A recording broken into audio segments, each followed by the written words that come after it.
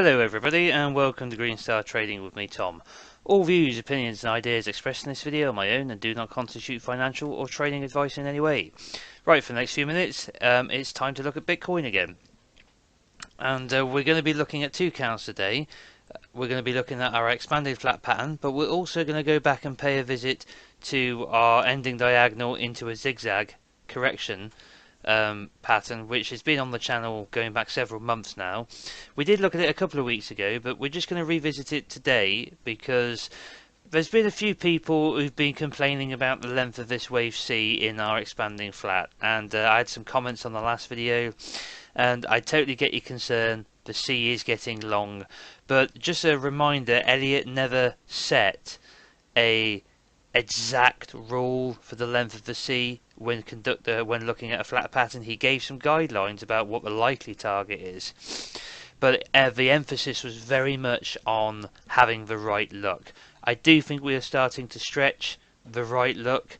We're going to keep the count, but we're also going to go over and have a look at the ending diagonal into a zigzag as well, because that was the count we originally favoured going back a couple of months, so we'll come back and revisit that. So we're going to do our Elliott wave count as usual, and there's some basic technical analysis at the end of the video. We might do some basic technical analysis mixed in with it today because there's a couple of things I really want to emphasize.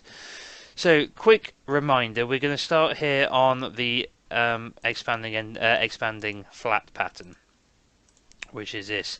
Now for today, I'm not saying we are done, but for today we're going to assume that we're done. We're going to complete the count here at the recent low on the 22nd of June, and we're going to assume for the moment that we're done. So we've had our ABC, it's all come in and it's over. Alright, I'm not saying that's the case, just for the sake of argument and for counting today, that's what we're going to do. So I set this initial target down here at 2.618. The argument is that, an expanding flat, the C shouldn't go beyond 1.618. Like I said, there's no hard rule saying that. It's more about how it looks. So my personal limit is once we go beyond the 2.618, I say it doesn't have the right look anymore. We've got to recount it. So this is still acceptable to me. We've had an A, we've had a B, we've had a C. We've had 1, 2, 3, 4, 5 waves down, complete, and therefore we're rallying. Now, if I start snuffling and sneezing throughout this, you'll have to forgive me. Pollen count is insane at the moment. I wanted to get this video done yesterday so I could have given people a heads up on Twitter that it was coming, but my face was literally melting. It was like someone had literally just gathered up all the grass pollen and just rubbed it into my eyes. So I was like, yeah, it's going to have to wait until tomorrow. But anyway, getting back to the point. In order to assume this is completed down here, we've got to have a bullish count off of the low. Now this is just a problem. It doesn't matter how I'm looking at it, I'm struggling to get a count off of the low that I'm happy with. And we've been discussing this on the Discord with our members and my patrons, and I've basically been saying lately, look, when things get confusing and you don't know what you're doing, or you don't know where things are going longer term, just fall back on what we call the STS, which is the standard trade setup. It basically gives you a methodology you can apply and a pattern you can trade on any time frame, and you don't have to concern yourself with having perfect counts. So that's what I've been suggesting. I'm doing myself lately because I really can't clearly count what's off the low here. So we're going to have a little attempt at it now to try and emphasize this having completed possibly.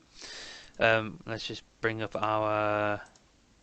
this is the pitchfork we've been using for our A, B, swing low, swing high, to the expansive B down to our C. You can see we never came right back down to the outer bound of the pitchfork. I was kind of expecting the fifth wave to thrust down here and find the outer bound just like the wave 3 did. We never did. But we've still completed and bodied all of these candles. If you see, probably the most dominant line within this pitchfork is the golden ratio, the 61.8 here, just like it often is, the 61.8 from the median line to the upside, the 61.8 from the median line to the downside. Most of these candles all along here have tried their best to body above this line. We've had a couple of bodies below, 1, 2, 3, 4, but most have wicked through and then tried to body above it. So this is obviously strong support. Very strong support within this pitchfork. We had that thrust down with the wick here, just like we had that liquidation event in the wave 3. found support around the 50 bound of the pitchfork, and then bounced back up. This could be temporary before we fall lower. It could be, or we could have bottomed. So I feel like I'm rambling now, so I just wanted to bring that up to show you that. So now we're going to pop down for the next couple of minutes and have a look at this count off of the low. And one other thing I just wanted to bring up, I just want to see where we were relative to our fixed point of control. I should probably drag that forward in time, as I haven't done so for a while. Is it this one? And move that out of the way. There it is. So just going to pull that forward in time. And you know, as you can see, we're trading. This is taking all of the price action from the completion of the intermediate wave 4, one wave of lesser degree, because we're calling for a primary 4, right? So we would suspect that we complete within the wave 4 of one lesser degree, and that's where our point of control is. That's where our little downward sloping 61.8 level in the pitchfork is. It's all around this level here, and that's why we've got all this confluence and all this volume and our point of control all trading around here, because it's make or break time. We've either got to get out of here and use all of this as basing, or we've got to just give it up and make one last thrust down. And that's why we have to be on guard for that last final move if it's coming. So he's right, enough chatter now. I really have gone on a little bit. So let's zoom in to the lows. It's almost as though I'm putting off counting it, really, isn't it? Because it's just such a pig. So let's come in here and have a look. Now I'm not gonna obsess over this. We're just gonna throw something up here and see what we can do. We're gonna talk about the structure we've got. So the first thing you're kind of tempted to do when you look at this is call this a 3-wave structure, call this a 3-wave structure, and then call this a 5-wave structure. So you know, you want to kind of go 3 here, 3 here, and then a 1, 2, 3, 4, 5 to here. And this should be a flat, a regular flat in this case, but the issue I've got is the retracement in our B wave just about makes the 78.6. It doesn't get anywhere near the 89, or you know what we basically summarise as coming back to the top of the A. We look for 89, 90%. I have an 89 fib set up for that. I just find it's a fib number, so if we don't say 90, we say 89. But you know, either way, we didn't get it, so it's not a flat. All right. I'm not counting it as a flat. So what is it then? Well, it's either a zigzag, okay, and that would support the idea that we're going 1, 2, 3, 4, and we're working lower, and we're coming down to another lower low. Okay, so that supports the idea that we're not bottomed. Okay, so that's the obvious one. What I don't particularly like about this is we take our A, and we take our low here, and then we try and line up to find where our C would be, and you can see that we don't really come anywhere. Well, we come close to it, but not very close to the top of the C. So maybe it's good enough to call it a zigzag. We get a very deep retracement for a zigzag, although 78.6 is acceptable. That's fine. That's another common target. You can see as little as 38.2% retracement in a wave B of a zigzag. So yeah, it's a zigzag. It's a little shallow in the C. Alright, so that's the bearish argument sorted. It's not a flat, it would have to be a zigzag, in which case this is part of a greater wave down and we've got more to come. So now that we've decided we've bottomed here instead, for the moment, for the sake of argument, we are going to try and count this bullishly. Alright, so the most obvious thing I think you need to look at first, now that we've got quite a lot of completed wave structure, is this is a pig, getting up here in 5 waves and trying to make sense of this. We have these sudden, violent moves up with no wave, like no discernible subwaves within them, no discernible substructure, which is a bit of an issue. But the simplest way to look at it would be to go 1, 2, and then we can go 3, 4, 5. And let's just shift this down to, let's say minor for the moment. And then the next easy step would be, I think, to say 1, 2, 3, 4, 5. Okay, so this should be at minute degree. So we've got a 1, 2, 1, 2 is what I think would be is the strongest case at the moment. If you want to be bullish and you want to say the lows in, then this is probably the strongest case we've got at the moment to interpret it bullishly. And just move all these out of the way. They're not obviously placed for any purpose other than just being available to me later. And then obviously we've now got our subwaves in here. So if this is minor and this is minute, then this will be minuet and this will be minute. Now, how can we get off of the low? How can we get off of the low? We're going to have to come down to the 5 minutes here to just try and see some more detail. We're going to have to scooch our way all the way back. Here we go. Let's come into this bottom. Now here, the problem I've got here with the bottom is we get another one of these long liquidation kind of wicks. Okay. So going from the principle of just counting from the low to the high, you'd have to count it like that. 1, 2. And then off you go, 3, 4, whatever. Whereas I don't like that at all. I think it's because this feels more like it's a move down. So this could have just been a move up and then a move down, which would be another truncation. If we look at the line graph, I know we don't use it for Elliott wave purposes, but you can see clearly here on the line graph that this is a 5-wave structure, right? It does not look right, obviously, in candle because of this liquidation wick here. So you would be calling for another truncation here on a smaller time frame if you wanted to count from here. Not something we like doing, but this whole move is janky as fuck. But let's just be strict for a minute and say, alright, we'll count from the low. 1, this is 3 waves, then we'll say. And then this is maybe a triangle, A, B, C, D, E, maybe, I don't know. Or it can't be an ABC because it doesn't expand and it doesn't create an expanding pattern or a running pattern or even a regular pattern. So maybe it's a triangle. Maybe it's not, I don't know. And maybe this is an ending diag. 1, 2, 3, 4, 5. I don't know. Right? And then we get some kind of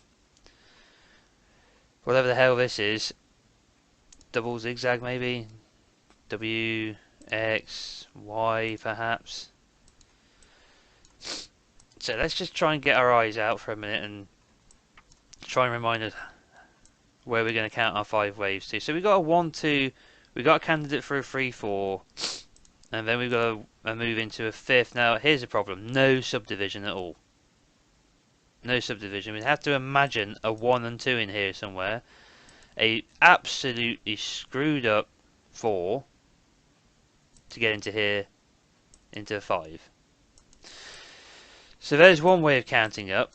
Like I said, I'm not impressed with this move off the low. I wish it was as clean as this impulse here. This impulse isn't perfectly clean by any stretch of the imagination, but it's a hell of a lot cleaner than this. This is ugly and happened in a hurry. And often the case when you get these hurried kind of moves, you just don't get the subdivision you need. So you have to you end up winging it a bit in order to fit your bias, and we all do it. We're all human. How else are you going to count this? I've already suggested, well, it's not a flat, so this isn't 3 waves, right? Because it's not a flat, because it didn't meet the requirement. So if it's a zigzag, it's still got to have 5 waves in the A. It's still got to have 5 waves in the A and 5 waves in the C, right? So this has to be a 5-wave structure, logically. So whether we like it or not, we're just going to have to force it and live with it. So 1, 2, 3, 4, 5. So you could move the 1 to here, excuse me, which helps accommodate this move down here, I would argue, because now you can say zigzag here into an A. 1, 2, 3, 4. What the hell is this? I can't even be bothered. Something here for a B. It goes beyond where the A began, so we're saying there's a zigzag in here somewhere. So we go, that would be 1, A, B, and 1, 2, 3, 4, 5 down into a C for a 2. Okay, so we managed it.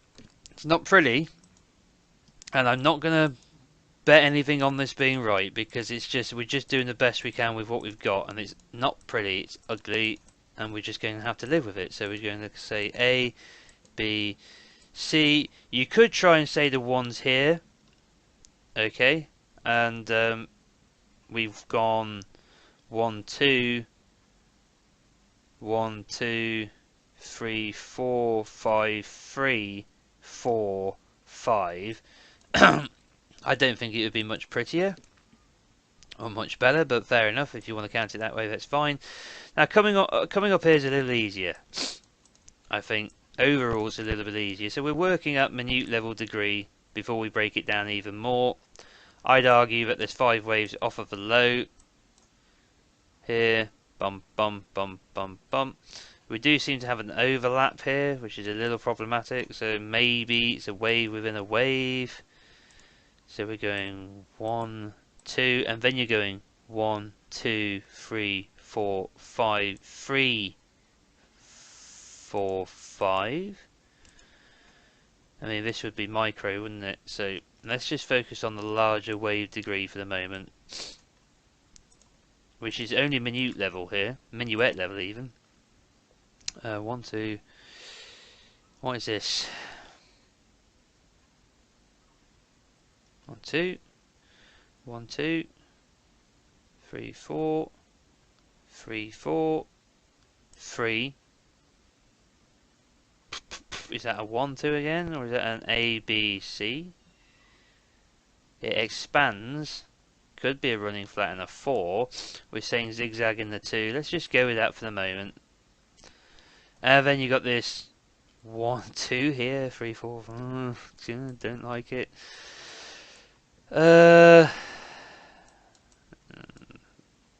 Now, could we have another expanding move?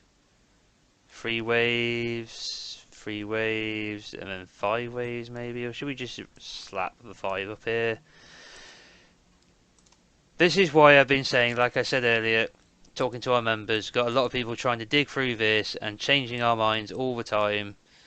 1, 2, 3, 4. I think that makes sense to call that a separate structure, doesn't it? So we can't have a zigzag. So let's have an expanding pattern here instead. A, B, C to here. So let's take that's a 3, 4. We've got an expanding pattern here. We've got a zigzag here. That's alternation between the between the 2 and the 4. And we seem to have some kind of subwave. 1, 2, 3, 4 within the 3. Okay, let's not spend too much time on it. And then this is likely going to be a zigzag then.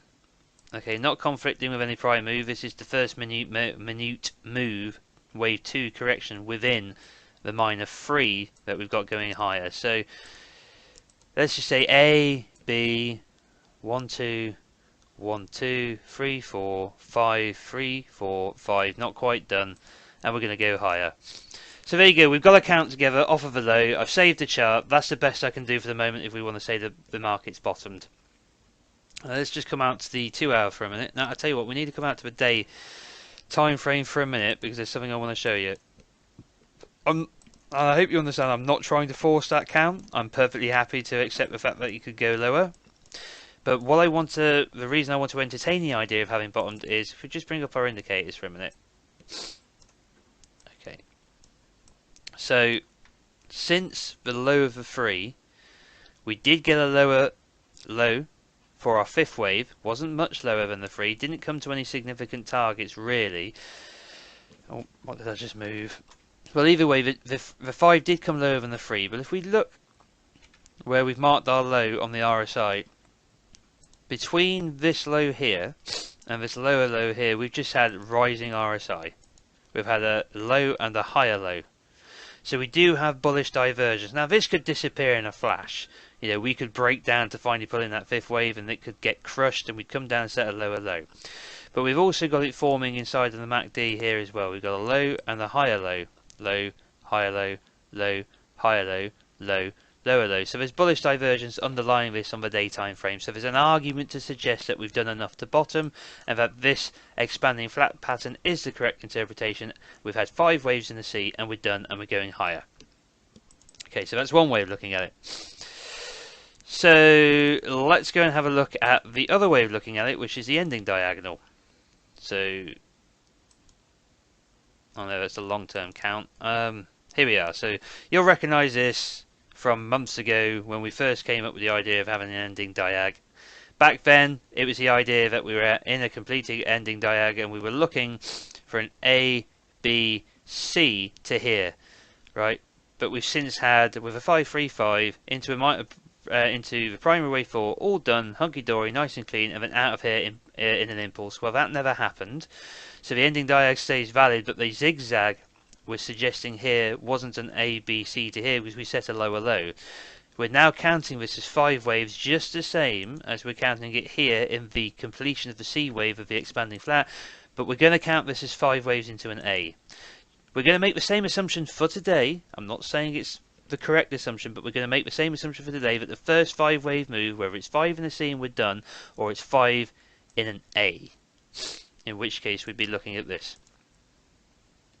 A 5 wave move down. Let's just switch into log so you can get a better appreciation of the scale.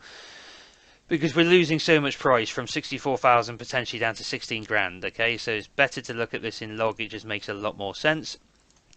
So we have our ending diag, and then we have a huge zigzag playing out. 5 in an A. We should now see 3 in a B. We've counted this impulsively so far, and we're going to have to, because unless we get some, well, I can't see how we get a flat pattern off of a low with that first higher low being too far off of the initial low, so it doesn't really count as a flat. So maybe some kind of 5 wave move up into an A, because we are counting it impulsively, but we might have to reinterpret how we're doing it if this is correct. Then a move down, right? Then a move up. I mean, this B doesn't have to. It could be 38.2%, it could be 70 odd percent retracement of the whole move down. It could be a huge B. Right, and then we will come down in 5 waves lower. I've set a rough target, which is 50% retrace of wave 3 in log scale. This is still valid. This could still be a wave 4. I know a lot of people are like, oh my god, that would be a deep wave 4. But let's just observe market geometry for a moment. Come back to the weekly time frame. Bear with me. Where the hell's the... is this it? Yeah, here's the pitchfork, right? So, primary 1, primary 2, primary 3, primary 4, no overlap, deep zigzag retracement, hanging around the median line with this A, this B, point of control, confluence, all that stuff we've been talking about. Thrust up, grab some more liquidity, right? You know, dragging some bulls who think we're going higher, get liquidity into the market, and then secondary distribution down into a C. And then with 5 wave collapse, this would be capitulation at this point. I mean, anyone who brought the highs around 60 odd thousand, coming all the way back below 20, then below 17, I think that would be capitulation time. And the market would still be within a wave 4, above the wave 1, a perfectly legitimate impulse in the wave 3, and still being held by market geometry from the initial 1-2 pivot for our pitchfork. Okay, so even with hell to pay and price coming down considerably lower, the bull would still be alive. The long-term bull. It wouldn't feel like it, but that's the whole fucking point, isn't it? If I pardon my language, sorry. That's the whole point. You've got to convince people it's over, and they've got to be willing to give up. Okay, they've got to be, whether it's, oh, that C's too long, or that 4's too deep, or oh my god, it's lost 90%. Whatever it is, that's going to trigger the people to sell. It has to be convincing enough in order for the bottom to be worth buying. In order to find the bottom worth buying, that's the whole bloody point. So, right then, so I think that's all we've got really for Elliott Wave today. That's the alternate idea, the ending diag. Like I said, we first started looking at this all the way back in early May. I think even before we started suspecting this was an ending diag into a zigzag, we thought it was a simple 3 waves complete. Then we got a lower low. That's why we've come back and revisited it. This is the idea that we're just going to waste time, hang around wasting time in a B wave, confusing the crap out of everybody. getting us to count it impulsively, getting us to count it correctively, and just generally keeping us on our toes until it's too late to have figured it out either way. So in the meantime, like I've been saying to my members, we're just going to keep trading the standard trade setup as and when we see it. We're going to let our trades run. We're going to keep our stops tight, but let our trades run. And if those trades run and turn out to be an impulse, then we're going to be quids in and we're just going higher. If it turns out that it's we get turned around and we head lower, our stops will have been profit by then, and we'll wait for a bigger low. So that's it, guys. That's the Elliott wave count. So let's look at the basic technical analysis for a bit. I'm just going to use this chart, hide the count, bring up our exponential moving averages 10, 20, 60, 250. Let's just bring up our volume profiles using a fixed range earlier. Come all the way out to the weekly time frame, and then zoom in on. Look at it when you're not in log. It looks silly, doesn't it? It looks really mad. Let's zoom in on this bit. Pull it into log. Okay. Let the dog see the rabbit. So, not much has changed from on the weekly time frame from a basic technical analysis point of view. We've had the 10 cross over the 20. Maybe that's happened since the last time, but I'm pretty sure we had that cross already in place last week. We've wicked through the 60. I'm pretty sure we'd already done that. Had a super bullish candle, like super bullish hammer here on the weekly. Look at the length of this wick relative to the body. It is yet to translate into a into a move higher. If we do see a big green candle, then we want to take out the high of this weekly candle, the one prior to the bullish hammer. This is on the week of the 14th of June. If we could push up, close above that in the next couple of weeks, that would look nice, especially off the back of this bullish hammer. Push back through these moving averages, having found support at the 60, that would also look bullish. But B waves have a habit of looking very bullish because they got to draw people in. So you have to be on your guard either way. This is why I think just trading with shorter term makes more sense at the moment. 250 still miles away. Point of control on the visible range is miles away. We haven't done a round trip on the RSI from overbought to oversold. We did do on the 1-2 swing here. We just kissed oversold levels from overbought. Do we have to do that on the primary degree? I'm not convinced we do. If we do come down into weekly oversold conditions, then it's a buying opportunity. I think so. I don't know how long we'd have to wait for that to happen. We could have to wait for that 3-wave ABC to complete. We could have one more thrust down, but my gut would tell me that any thrust down to complete this 5-wave move would reverse very quickly and would not create an oversold condition. So, been losing bearish momentum on the MACD here, shedding it off slightly over time, some lighter bars on the histogram, but nothing particularly bullish yet, no sign of a crossover yet on the weekly time frame. Let's come down to the day time frame. Okay, once again, it looks a lot less bullish and a lot more concerning on the day time frame. But we do have some positives. Although we're below the 10, the 20, the 250 and the 60, with the 60 coming down towards the 250, if it crosses over with the price below it, that would be what we traditionally would call, the market would call a death cross. As I've pointed out, when these longer term time frames finally do that with the price below it, you're actually normally closer to a bottom than you are to the end of the world. Like, in terms of the price might flush down again, but it's normally symbolic of coming towards a low or very close to finding it. So we do have this big bullish divergence on the RSI though that I mentioned. We had the low on the 19th of May, and then we had the low on the 22nd of June. Low, lower, low in price. Low, higher, low in RSI. Same in the MACD. We'd have to do a lot. In terms of any downward move, we'd have to do a lot in the MACD to take out this low on the 23rd of May.